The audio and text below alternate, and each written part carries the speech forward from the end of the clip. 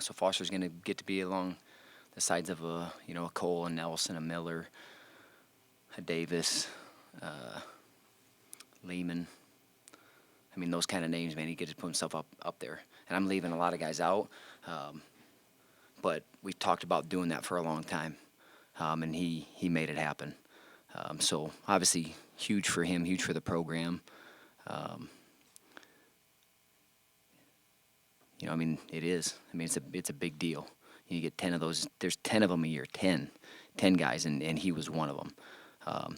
The great thing that I'll say is, and you heard Drew talk, couldn't be, and this is as our team as a whole, and I'll talk about our whole team, but listen to him talk after, and the things that he valued, the things that he talked about. He didn't talk about himself at all.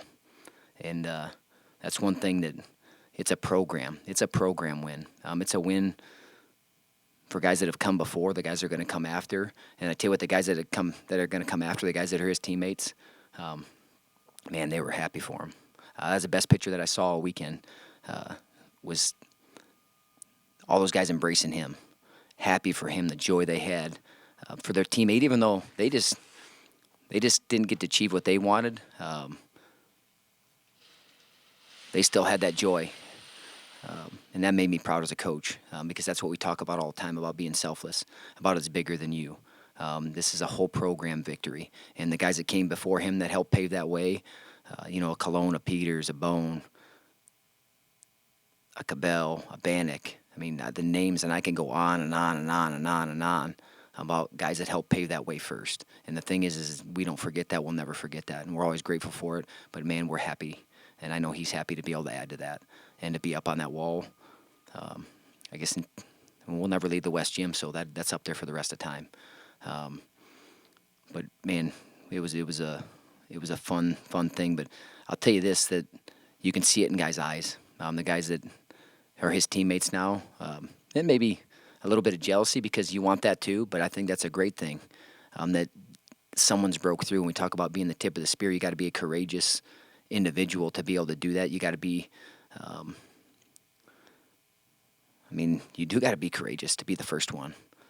And, man, he was. And if I could think of someone that maybe better represents what I think of our program, being a small-town Iowa kid, not being a state champion, having a losing record in his freshman year. And, you got to go on and on and on. But if you look it up and down and you're looking at the 20 finalists, there's not many stories like that.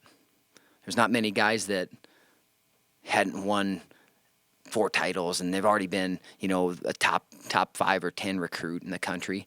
That's a testament to him, though, and Drew and the work that he put in, how much he believed in what was going on in heaven. And I talk about it, and I'll continue to give Randy all the praise in the world for him seeing something maybe before Drew saw something in himself.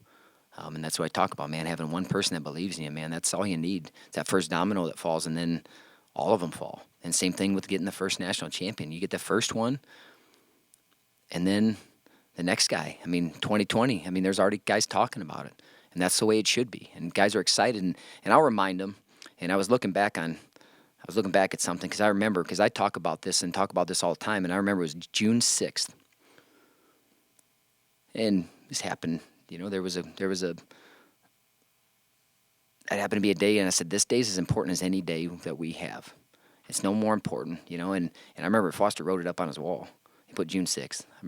I remember like seeing it on Twitter. I'm like, they're listening, and he listens, man, and he's coachable, and part of why he's a national champion, a big part of it. Man, what an incredible tournament, though, from start to finish. It was really his. I think he got a takedown in the first match in the first 5 seconds, and then rode that guy out, and then that was kind of his tournament the rest of the year, the tournament.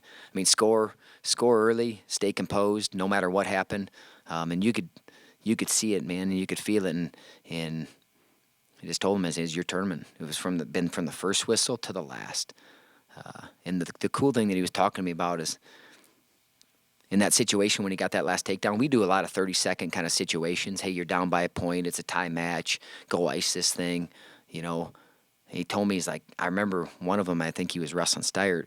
He said he hit a shot just like that, had the wrist, because he's like, I could have turned him, coach. I'm like, it's all right, man. You didn't you didn't need to turn him. You just keep him right there. He's like, I can remember being in that situation one time in a practice.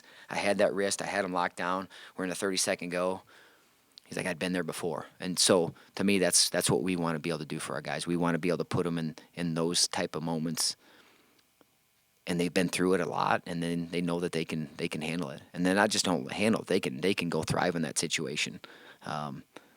But man, so happy for him, our team, and just the tournament that he had. You go up and down each match.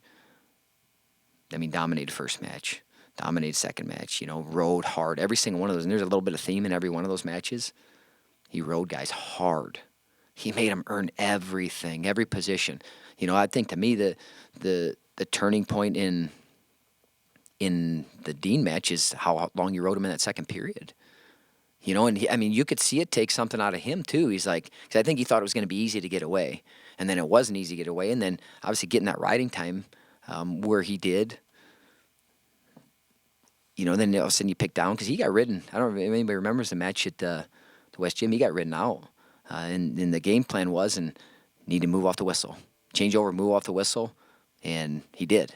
Created some motion, got some separation. Got escape in 8 seconds, and then you're in that last minute. I can't think of to me as a competitor to better position to be in. You got a minute 50 to go, and it's tie match. Man, it's all I got. This I have this in front of me, man. I go back to my training. Took a good attack. Dean's a good scrambler. I think maybe could have tried to come up in that position, but didn't. Got back up on his feet and attacked again and hit a beautiful attack. If I could have drawn up how you want to hit attack to finish and have a guy flying on his belly with a wrist, I think that's about as good a spot as you could be to be able to finish a national finals.